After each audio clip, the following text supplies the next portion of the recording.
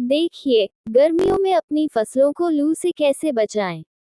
किसान भाइयों, अब जल्द ही जायद का सीजन किसानों के लिए काफी चुनौतीपूर्ण होता है। दरअसल, गर्मी में किसान सब्जियों और अन्य फसलों को उगाते हैं जिन्हें गर्मी से बचाना बेहद जरूरी होता है। अगर ऐसा नहीं किया जाता है तो कई बार खड़ी फसल झुलस कर चौपट हो जाती है। अप्रैल और मई महीने में गर्मी के लिहाज से बेहद खास होते हैं। इसमें सब्जियां और फसलें पानी की कमी से सूख जाती है तथा लू का भी प्रकोप रहता है। तो आइए जानते हैं गर्मी के दिनों में अपनी सब्जियों और फसलों को लू से कैसे बचाएं। ड्रिप सिंचाई पद्धति अपनाएं। गर्मी के दिनों में उमस और लू का सब्जियों और अन्य फसलों पर विपरीत प्रभाव पड़ता है। जैसे पारा चढ़ने लगता है, पौधों में पानी की मांग बढ़ती जाती है।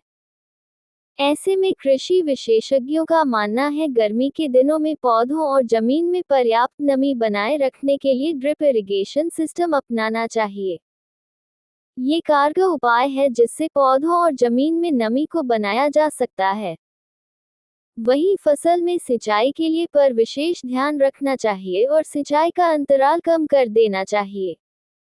ड्रिप इरिगेशन अपनाने से पानी की भी कम जरूरत पड़ती है। मल्चिंग तकनीक से करें खेती।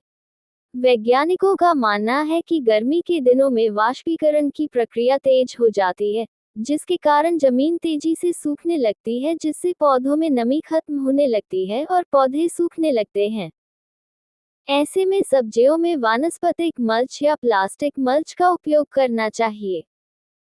दरअसल, इस पद्धति को अपनाने से पानी के वाष्पीकरण की प्रक्रिया कम हो जाती है, जिसके कारण पौधों में नमी बनी रहेगी तथा फसल खराब नहीं होगी। सही समय पर करें सिंचाई। साथ ही कृषि विशेषज्ञों का मानना है कि सब्जियों और फसलों को लू तथा गर्म हवा से बचाने के लिए हल्की सिंचाई करना चाहिए। साथ सिंचाई का समय भी सुनिश्चित कर लेना चाहिए। जायद की फसल में सिंचाई करने का उचित समय सुबह 5 से 10 बजे तक और सायंकाल में 5 बजे से रात तक उचित होता है। वहीं